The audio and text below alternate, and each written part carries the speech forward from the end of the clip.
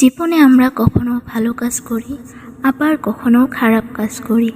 ভালো কাজের ফলে যেমন সম্মান ও খ্যাতি লাভ করা যায়, তেমনই খারাপ কাজের ফল হিসেবে নিন্দা ও আলোচনার মুখে পড়তে হয় আমাদের।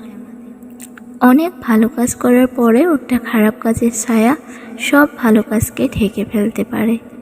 জেনে নিন নিজের জীবনের মাধ্যমে এই বিষয়ে কী শিক্ষা দিয়েছেন গৌতম বুদ্ধ। একবার গৌতম বুদ্ধ একটি নগরে আসেন। গোটা নগরের লোক তাকে দেখতে ও তার কথা শুনতে ভিড় করে আসেন। গৌতম বুদ্ধের দর্শনার্থী সেই সব মানুষদের মধ্যে ছিলেন শহরের এক ধনী শেঠ। সেই ধনী শেঠ বুদ্ধের জন্য অনেক ধন সম্পদ উপহার হিসেবে নিয়ে আসেন। তার সঙ্গে তিনি গৌতম বুদ্ধের মাধ্যমে রাজার কাছে একটি বার্তা প্রেরণ করার ইচ্ছা পোষণ করেন।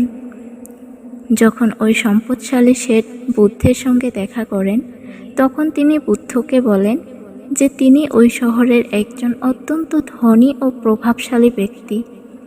শেঠ আরও বলেন, আমি এই নগরের জন্য অনেক কিছু করেছি, অনেক বিদ্যালয় ও চিকিৎসা কেন্দ্র স্থাপন করেছি, এমনকি আপনি যে বহুমূল্য আসনে বসে আছেন তাও আমার তৈরি। বুদ্ধ চুপচাপ ওই শেঠের সব কথা শুনলেন।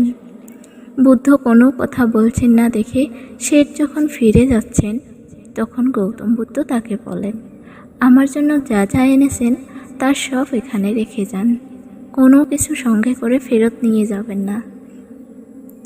সর্বত্যাগী সন্ন্যাসী গৌতম বুদ্ধের মুখে এই কথা শুনে খুব অবাক হয়ে যান ওই শেঠ। তিনি বলেন, হ্যাঁ মহাত্মা, আমি আপনার জন্য যা যা এনেছি তার সবই আমি এখানে রেখে যাচ্ছি।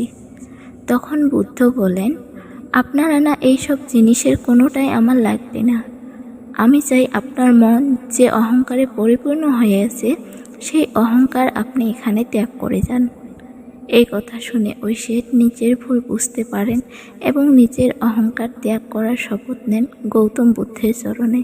বন্ধুরা, যদি আমার গল্পটা ভালো লাগে তাহলে অবশ্যই চ্যানেলটা সাবস্ক্রাইব করে পাশেই থাকবেন। যদি আমার গল্পটা ভালো লাগে তাহলে অবশ্যই চ্যানেলটা সাবস্ক্রাইব করে পাশেই থাকবেন।